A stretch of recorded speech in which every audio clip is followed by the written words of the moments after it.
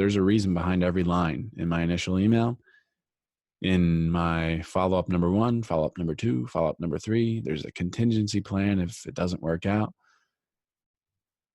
And I'm very methodical.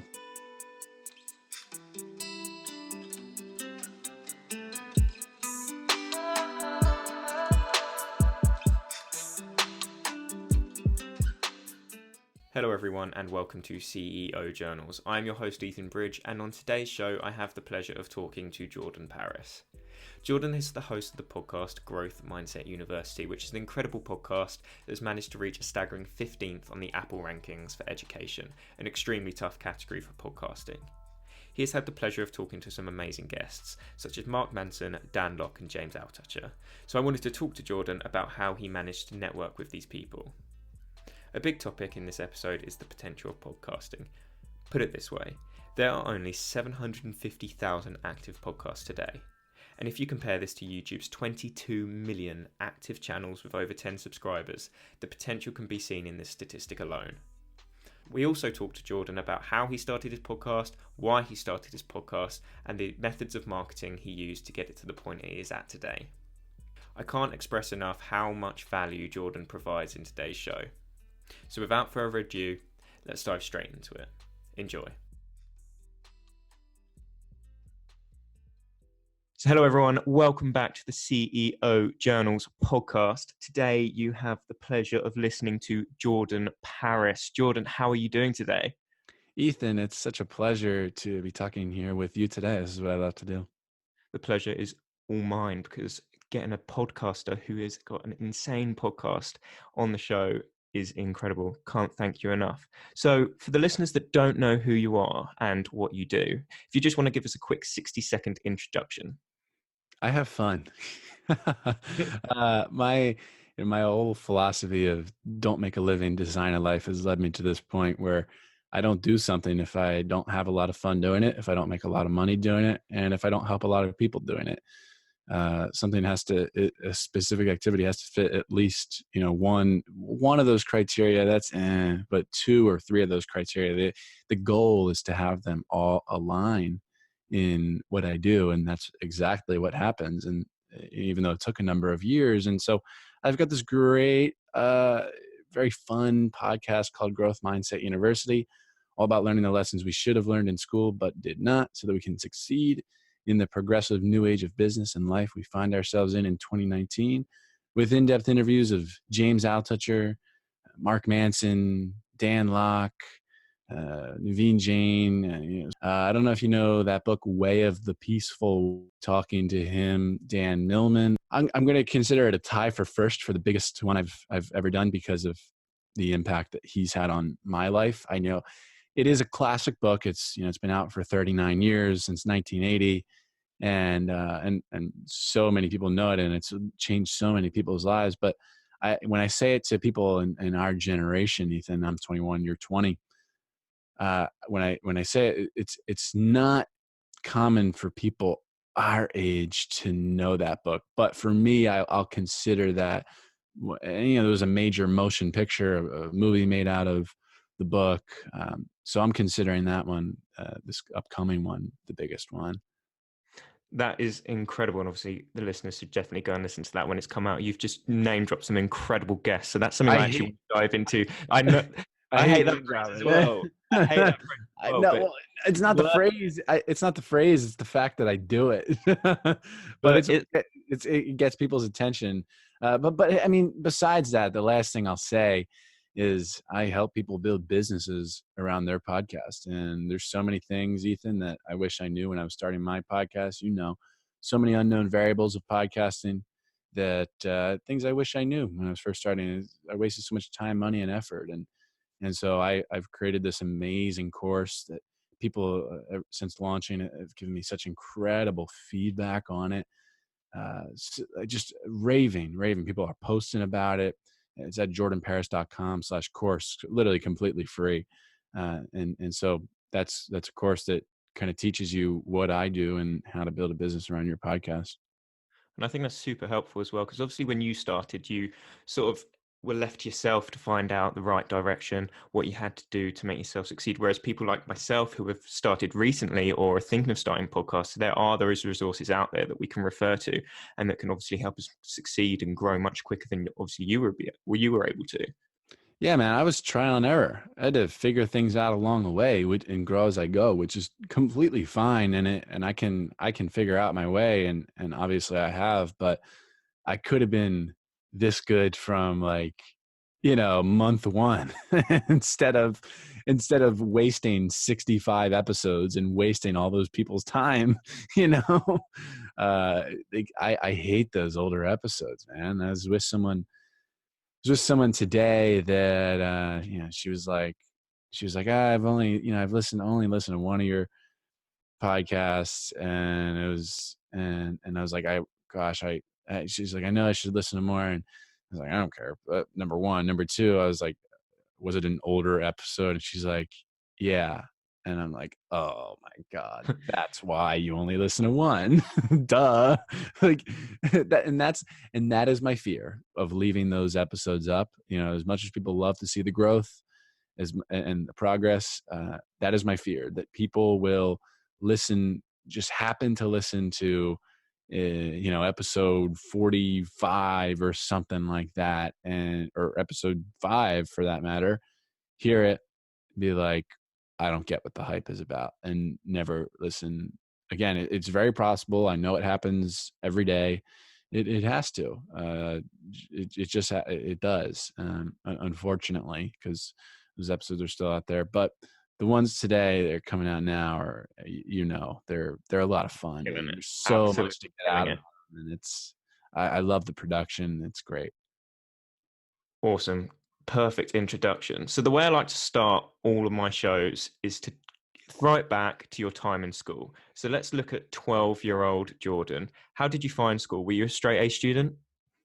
Well, let's see, 12, what's that going to be? 10. When you're 10, I'm in fourth grade. I was in sixth grade. Okay. I was still in my class clown phase.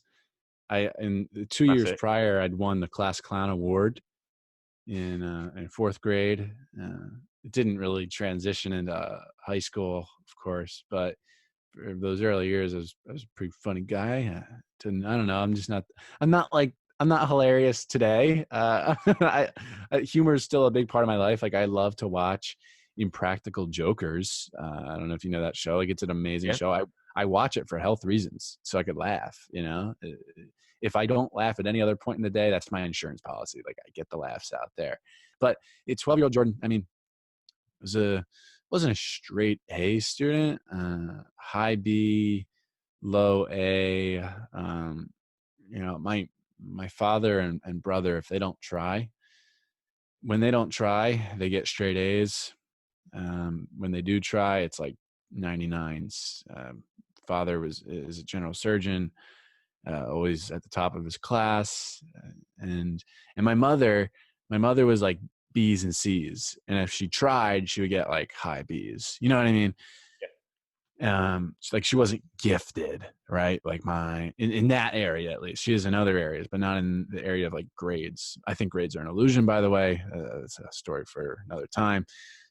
but but yeah, I was pretty good. Definitely above average. But yeah, not wasn't like knocking them dead. You're not one of these typical entrepreneurs that say they hated school, they didn't like the work, they didn't put the effort in, they thought it was all worthwhile to go elsewhere and experience all these other things apart from school, well, basically. well, college is a complete waste of time. It's a complete waste of time. If we're talking about grade school, obviously, you need that. High school, you Yeah. need that. I mean, there's some things that you could be doing in high school to improve it. And my friend Don Wettrick, my education superhero, we've had several conversations with him on the podcast of he's been, for his class, the things that he does in his class in Noblesville, Indiana. He's been featured, and it's been covered by Forbes, all these major media outlets, because of the things that they're doing in there. And people, it's this innovation and entrepreneurship class. It's open source innovation and entrepreneurship class. Open source, what does that mean? Open up your sources, not just learning from this god that is the supposedly the teacher, but like if you want to learn about computer programming, great. I don't know about that, but I know someone who does, and you're going to learn from him. Learning marketing from Seth Godin, right? Learning things that we from people that we ought to be learning from, people that have been there and done that, right?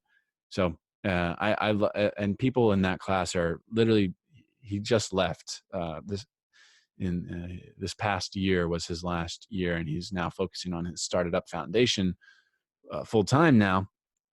But this class, kids were taking real businesses, building real businesses, doing things all year long, creating things, putting things out there, and taking it outside of the classroom. Right? Yeah. It's a really cool thing. And that's super interesting because obviously you hear a lot about these people that take like business classes at school, but then they're being obviously taught by a teacher who has never actually ran a business themselves. So they're sort of just teaching from the book. They're not teaching from experience as Yeah, such. reading out of the book. That's right. From the PowerPoint cookie cutter class, where McGraw Hill. I don't know how prominent McGraw Hill is over there, and I know you're not in college, so I don't know. But over here, if you're in the business school, McGraw Hill just takes care of it. The teachers have no freedom anyway, right? It's just McGraw Hill homework and quizzes. You just click through, you still get an A. McGraw Hill PowerPoints that the teachers read off of. The book is, of course, McGraw Hill. They just read out of there. Everything's generic. The videos that pop up on McGraw Hill's PowerPoints are literally from the 90s, marketing tactics that worked in the 90s that are completely irrelevant today. It's a joke. It's a complete joke. And student debt over here in the US is $1.6 trillion, with 44 million Americans owing an average of just above $37,000. And look at what are we getting for it? What are we getting for it? Doctors owe in excess of $200,000, lawyers in excess of $120,000. This is debt, even the $40,000 debt. This is debt that sets people back decades, if not an entire lifetime. People are having their Social Security checks garnished, taken away because it's still low on student loans. Young people, even though they want to, in the U.S., even though they want to buy homes and have children just as much as the previous generation, they're buying homes and having children far less because of the burden of student loans. This is a gigantic bubble that people are kind of ignoring, and they've worked the past the entire course of 2019 to get this message out there, and I think people are really catching on to it. And I'm happy to see it, because when I first started posting about this stuff, I was like an alien, right? Yeah. I got attacked. Now it's like I've seen comments in my threads that like seems to like, oh, this seems to be the subject it's a subject everyone seems to agree upon. And I'm like, wow, it wasn't like this a little while ago. But more Yeah. and more No. people are agreeing and recognizing that this is a problem. And so the awareness step is becoming it's the first step to everything, and why I've been calling attention to this all year. But that awareness step, that box has essentially been checked, and it's really time to get to work on the solutions, which Don and I have talked about. And unfortunately, though, it takes many years for this stuff to get put into schools, and it's very hard. It's very hard to change an entire school system. It's a long play. It's a Yeah. lifetime play, right? And that's my cause for education. And that's why you've obviously started your podcast, Growth Mindset University. You want to teach those lessons that we aren't being taught at school and college. So I want to ask, where did this idea of starting this podcast come to fruition? Why did you start the podcast? Yeah, this is the most common question I get. I have no idea. Straight out on a limb, thought, why not? I have no idea. Yeah, it just Exactly happens. why I've done mine. One day I was Yeah, listening on my way to work, listening to Gary Vee, and thought, I can do this. I'll do this myself. That night, ordered a microphone, had my first interview the following Monday. I was just went for it. I didn't see why not. Thought, what have I got to lose? Was the main thing, exactly. and the answer was nothing. And what have you got to gain? A lot. There's Yeah. for every YouTube channel, or there's one podcast for every 37 YouTube channels with over 10 subscribers. There is immense, tremendous amount of room for growth. There's about 700,000 podcasts out there, and 100,000 of those have come in the past. About 100,000 of those have come in the past year. Yeah, And podcasts, though, have been around for 13 years. for sure. Okay, so it's picking up speed. It's like a category. It used to be a category 1 hurricane, then category 2. It's like a category 3 hurricane right now. It's kind of, there's a hurricane coming my way in Florida actually as we speak. It'll be here this weekend, but it's supposed to be a category 3, ironically. It's a category 1 right now. But podcasts are, and it's so by the time it gets here, it's going to be picking up speed, and podcasts are sort of taking a similar path. And maybe we'll Yeah, get to category 5 one day when there are 37 podcasts for every 37 YouTube channels with over 10 subscribers.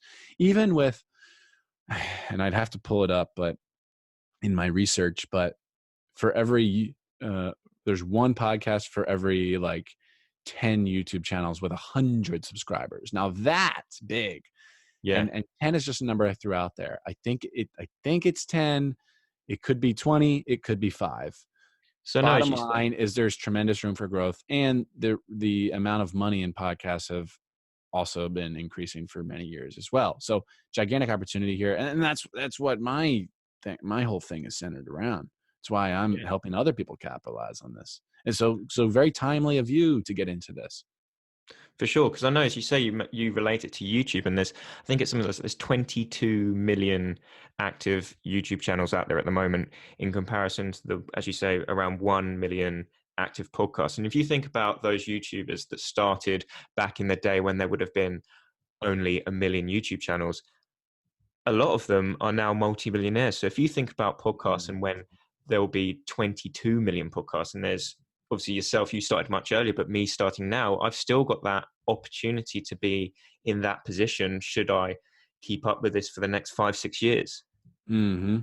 I'm actually pulling up right now my research that I did. All right, here we are. Yep, 22 million YouTube channels. You're There you exactly go. on the mark. Actually, there's 22 million YouTube channels with more than 10 subscribers. Wow. Okay, so that's that. There's, so in theory, did I not do for every 100 every 100 subscribers? No, I thought I did. I'll have to go back and find how many YouTube channels has over 100 subscribers. But yeah, a lot of Either room way, for, it's super interesting to yeah. look at it from that perspective. So when you first started, was it very slow for you with your podcast? Did you see much traction at first? No. About a month and a half after starting it, from it was this 1 week. It was the end of May and the beginning of June 2018. I had a total of 9 downloads that week. You started in March, didn't you? 2018. April 17th of 2018. On the LinkedIn profile, it says March because for Growth Mindset University, because that's when I started writing the book. Right. Okay. Yeah. So no, it was very slow starting out. So you mentioned LinkedIn, and you obviously push your podcast heavily through that platform. Is that something you've focused on growing alongside your podcast at the same time? Oh, of course. And the podcast doesn't happen without the LinkedIn. Does So not. you see a lot of like click through ratio from your LinkedIn to actually when your episode goes live, Mm-hmm. Yep. and that's only got more since you've started progressing on LinkedIn. Yep. And it's great. It's great when I can post a video and get 30,000 views. And I mentioned Growth Mindset University in the majority of my posts, right? Yeah. And I kind of always relate it back to that central message, right? Of learning the lessons we should learn in school but didn't. And Growth Mindset University as a whole, I always point it back to that. Because I also find LinkedIn a super interesting platform at the moment, because it's got that algorithm where the potential for the reach, the natural reach is incredible. And I was speaking to a guy called Jake Bjorseff. He's a founder of an agency called Trendsetters Media. And he said that 90% of his revenue for his business has come from solely LinkedIn. and he's got 10,000 followers on LinkedIn. You've got 30,000. So I can only imagine how much traction that's pushing through to your podcast. Yeah, that's pretty. I really I love LinkedIn, and the point that you're making, the discoverability on LinkedIn is so high. On Instagram, it is so low. You're Yeah, not, unless you're a hot girl popping up in the explore feed, which I'm the explore tab, which I am not. not me. You're not, yeah, you're not, unfortunately for us. You're not growing on Instagram. You're not getting found on Instagram. The only people that are seeing your posts are, if you're lucky, half of your followers. If you're lucky, you get half. For people with larger followings, sometimes 1% of your followers will see your posts. That's that's the scenario my friend Natalie Jill is in right now with 470 some thousand subscribers. Instagram has strangled her reach over time, and she's not getting nearly as much traction as she did. Like 1% of her followers are seeing her posts, when it didn't used to be the case. But LinkedIn, when you comment on my post, it says, Ethan commented on this post in the feeds of people who follow you. Yeah. And I was not even previously connected with the people that follow you. Like they didn't follow me. They didn't, right? And so when I have 200 people comment on a post every single day, the discoverability for me is super high. There was a 6-month period where I was getting 100 followers every single day. Every single day. And so you do the math there. I mean, it's 6,000 followers. So it's only a small chunk of what I have, but and the rest has come over time. I still get 100 follower days from time to time, but I don't know. It's really on the mark. This one period, but there's just so much potential there. No, for sure. And obviously, as you say, like with Instagram now, that potential has gone. So it could possibly go with LinkedIn as well one day. So if you can get in on that now, when there is that potential, then your reach could be incredible. I So agree. getting that, yeah. So I've been following your content for a while now, and I was looking, and so I've read some of the blog posts and gone back then, but I've back in May 2018, so Oh last year. crap! No, it's not a bad one. It's actually one I found super Might interesting. be. No, it was the balance between being cocky and confident. Okay. And I think that's something as podcast hosts that we need to find the right balance between. We want to make our episodes engaging. We want to have engaging conversation with the guests, but we need to stay grounded. We don't want to come across as arrogant and cocky, because that's only going to be a detriment. People aren't going to want to listen to that. So have you, as a host, how have you found that? Have you managed to how have you found ways to keep yourself grounded in certain conversations with people? Well, there was one time I saw a review on Ty Lopez's podcast very randomly one time, well over a year ago. And it said something to the effect of, it was a poor rating, probably like 3 stars or something. And it's like, Ty has just the need to unnecessarily throw in a narcissistic, egotistical statement every few minutes, just completely unnecessary. And it always stuck with me, right? Like Yeah, as humans, we and I could see it in myself. Like, we love to talk about ourselves, we really do. And when you're trying to qualify yourself to somebody like very famous that I mentioned earlier, when you're trying to qualify yourself to those people, it's very easy to want to assert yourself and just throw in these statements that are about yourself that are completely unnecessary. So I like to turn the table on them, and obviously, I mean, it's an interview, and give them the stage, right? Used to be where I talked 10% of the time and they talked 90% of the time. I'm just a listener, right? I like that. I like to do that. Lately, it's been about 70-30, where the only time I am talking, for the most part, is when I am an active participant in the conversation, when I have something valuable to add. And make it another competitive advantage for my show. Me, right? I could be the competitive advantage, right? One of the reasons that people listen to this show. So I could maybe start to talk a little more and be an active participant in the conversation rather than completely giving the stage to them. And I think 70-30 is a great balance. And that 30% isn't like me tooting my own horn. It's not like No. it's when I have something valuable to add to it. So that's in the conversation how I do that. In my head, I do that so as to not seem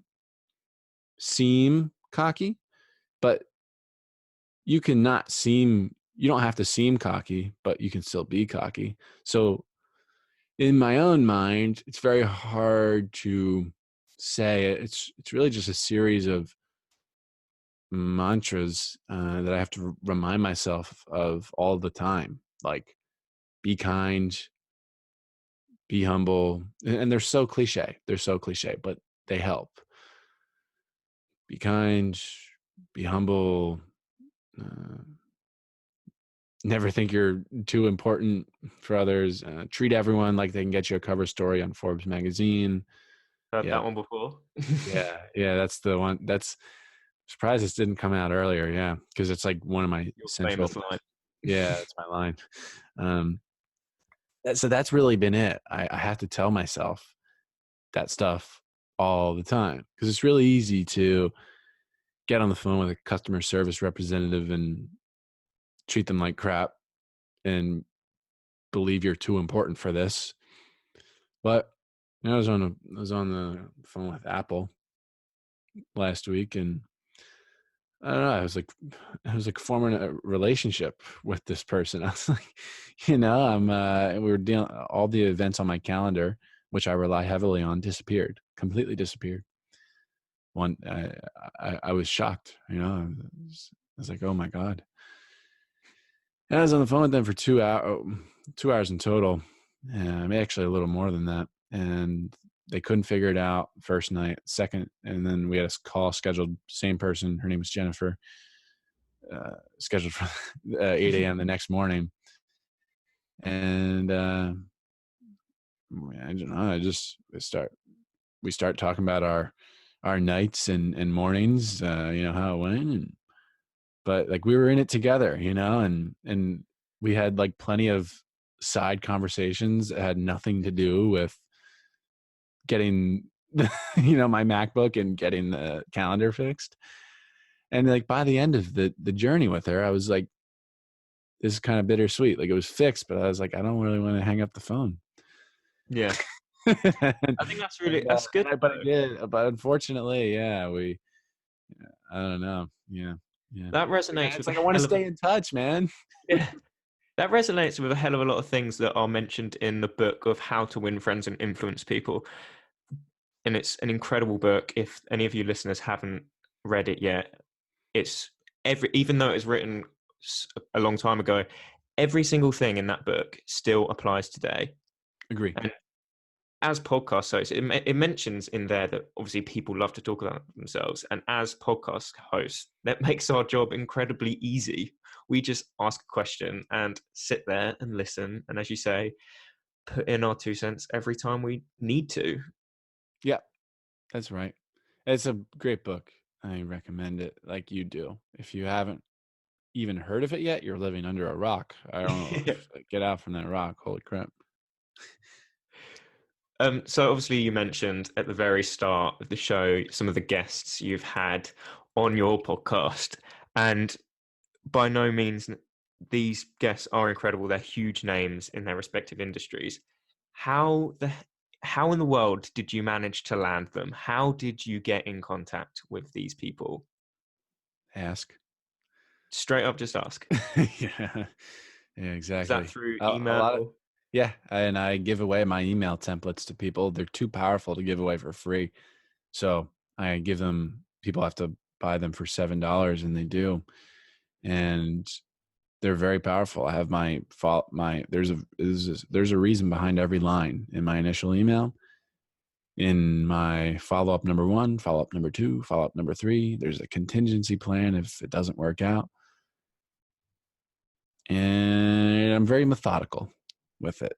It's something I've tested over time and make improvements every few emails I send. I tweak it a little bit, change a word here and there, like change would to will to make it more applicable instead of a hypothetical scenario. When you say would, it's like a hypothetical.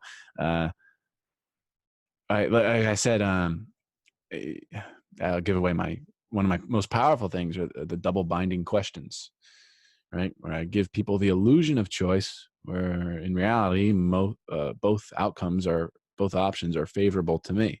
It's like you imagine a split road, right? You can go one of two ways, and there's a street sign.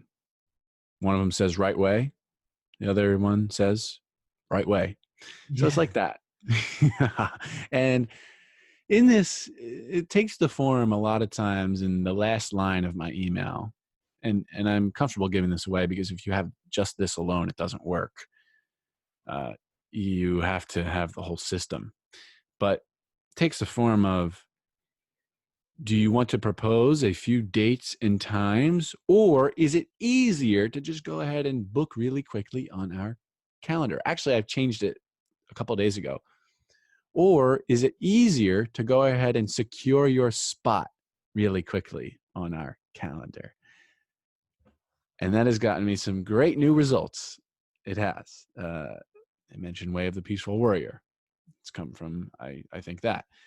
And yeah, so my double binding questions are my most powerful tool here. But the rest of them for my email templates, it's like, I think it's jordanparis.com/emails for that. And I give them away. They're too powerful to give to the to give to the public. You have to have some skin in the game. And something I liked as well is when obviously I reached out to you on Instagram, sent you a video message, and you came back and you actually sent me your calendar link. But even the process after that, I thought was really good. Like, your website is extremely professional, and your booking process was extremely smooth. Like, your website works incredibly. And I think I even said it to you. I said, came back after that. I was like, well, I need to invest in something like that, because that alone, I was like, obviously when you're landing these big guests, you don't want them to come onto some clunky, slow, poor looking website. They're going to come onto it and think, cool, this guy who I am talking to, he knows his shit. He's got his stuff. He's got his shit sorted out. Well, thank you for that. And your video message, I just remembered. Yeah, that was critical. That was amazing. The way you reached out with a video message, that is a good hack. I think I said to you, I should start doing that. That was good, man. I found it's worked extremely well for me so far. Obviously, I haven't got the credibility yet, so it is going to be difficult for me to land guests. But that's something that's worked extremely well. Yep. And if you go in with an email like everyone else, especially just starting out, it's hard. It's hard to separate yourself and for the other person to understand, why should I go on Ethan's podcast? So when you send a video like that, you're no longer a faceless email, a soulless email. You have a soul, you have a face, you're there. You're like, then you said, and it's not like some copy and paste video either. Like I of course I checked to make sure that stuff, like you said my name and you said specific things. So, and that's important too. Saying something specific, not just love your work. That doesn't work. The more specific you are, the better. And that's why I think Dan Millman, Peaceful Warrior, agreed to be on my podcast, because he said to me, or before I got in contact with him directly, it was his assistant. She said, and I thought it was a rejection letter. It's like, although Dan, who sends his regards, is working on a major new project right now, and is not currently in outreach mode, not currently in promo mode, not currently doing podcasts, in other words. He wants to make an exception for your show. He will be more than glad to talk to you. And I'm 100% sure that it's because of how specific I was. I didn't gush. It wasn't a 5-paragraph essay.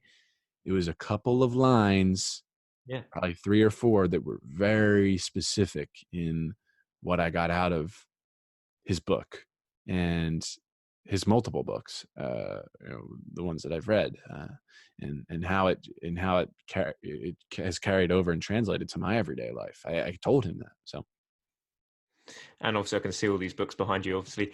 And on the podcast, you won't be able to see this, but we are on a video call right now, and there are just stacks of books. yeah, man, I love the books. I mean, I've never been a big reader, but recently I've got a lot of time in the mornings on my commute to work, and I've just found myself reading, and I can't stop now. I Mm. can't stop. And even just reading 1 or 2 books a month, which isn't a lot, but That's amazing. it's better than nothing. 2 I've books a learned, month is 24 per year. That's a killer rate. Oh my gosh. but it's obviously, I've learned so much even from just doing that. Yep. Everyone I talk to who starts reading, I'll say the same thing.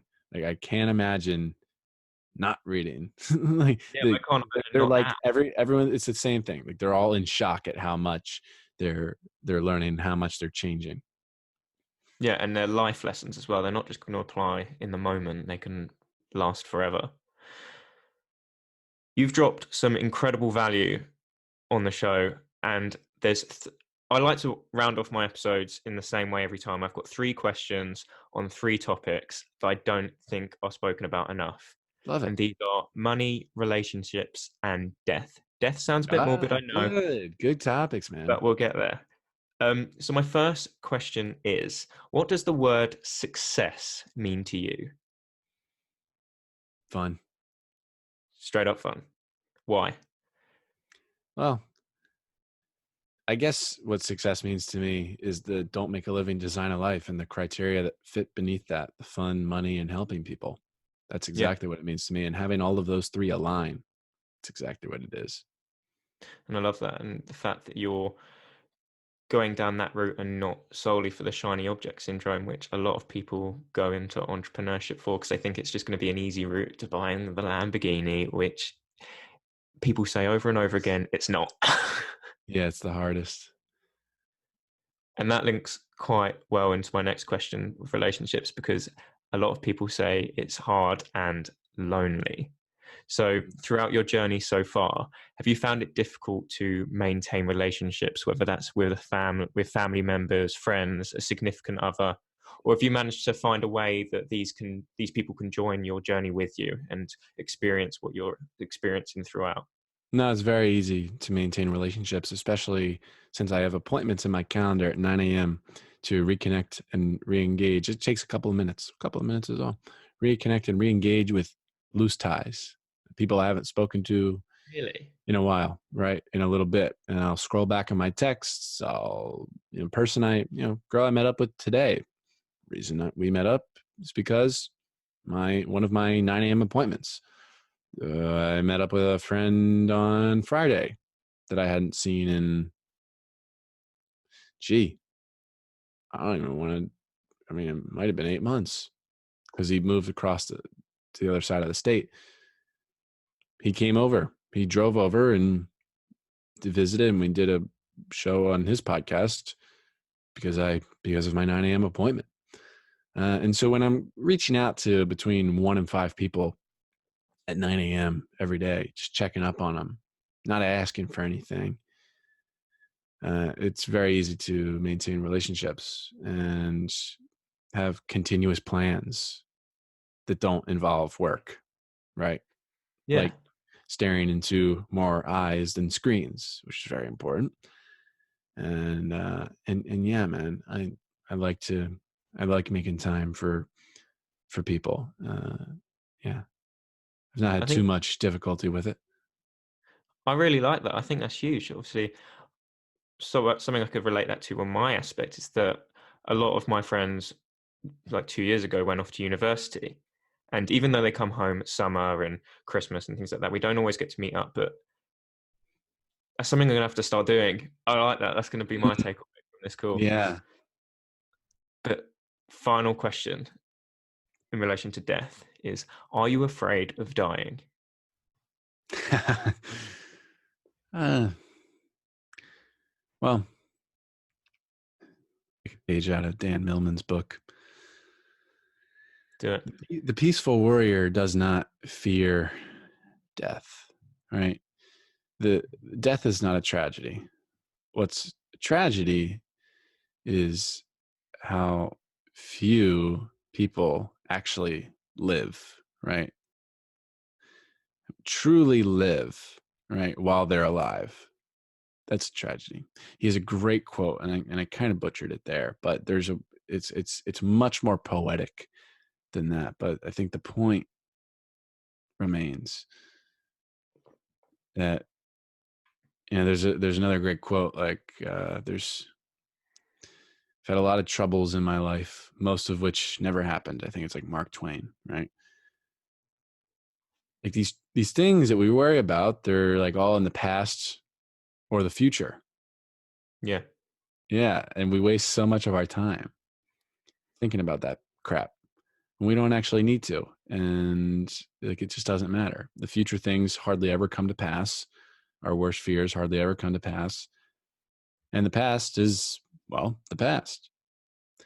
So, so and That, and so the peaceful warrior not fearing death. That's something I aspire to. I feel like I have a good middle ground right now where like I'm not like deathly afraid of death, and I'm not like thinking about it too much. Just here to enjoy while I'm here, but it is something I think about from time to time, and yeah, I hope to gain better perspective on that.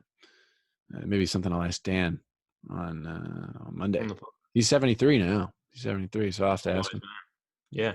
And I love asking that question because of just the range of answers I get. And everyone will pick out, not everyone, but some people will pick out a quote, and it's like, it does resonate and it's super interesting. Like something I came across the other day in a podcast I was listening to by Stephen Bartlett. He's the CEO of Social Chain. He's got his podcast as well. And he mentioned a quote on there, and it was, if you are depressed, you're living in the past. If you're anxious, you're living in the future. And if you are at peace, you're living in the present. Right, exactly. Yes. And I heard that, and I was like, spot on. And I've loved that quote since I've heard it. Jordan, thank you for joining me on this episode of CEO Journals podcast. It's been an absolute pleasure. Where can the listeners follow up with you and connect with you? Ethan, pleasure is entirely mine. But for people starting their podcast, I mean, I already gave you the spiel on it, but jordanparis.com/course for free access to my brand new course, How to Become a Rockstar Podcaster.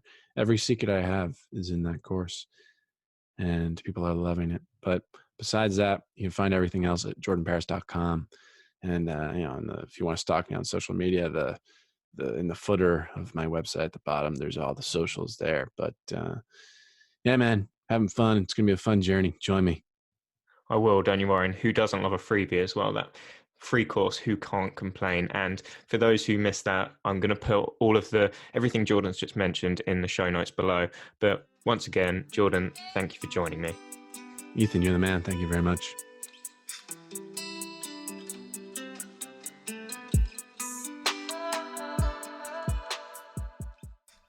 I just wanted to thank you all for listening to today's episode of the podcast. I'll leave all the relevant links mentioned in the show notes below. That's going to include the guests and my own Instagram handle, where you can reach out to us with any questions you may have. In the show notes will also be any useful resources the guest or myself may have mentioned throughout the episode, so definitely check those out. I'd really appreciate it if you hit the subscribe button. It's only going to take a couple of seconds. If you do, it means you're going to be notified whenever I post a new episode. I'd also love if you could leave your thoughts in the rating and review section. I'm going to be reading all of these, and it will help me understand what all of you are actually interested in. Leaving a rating and review will also help the podcast reach even more people, which only means better guests for all you listeners. Have a wonderful rest of your day, and thank you again for listening to CEO Journals.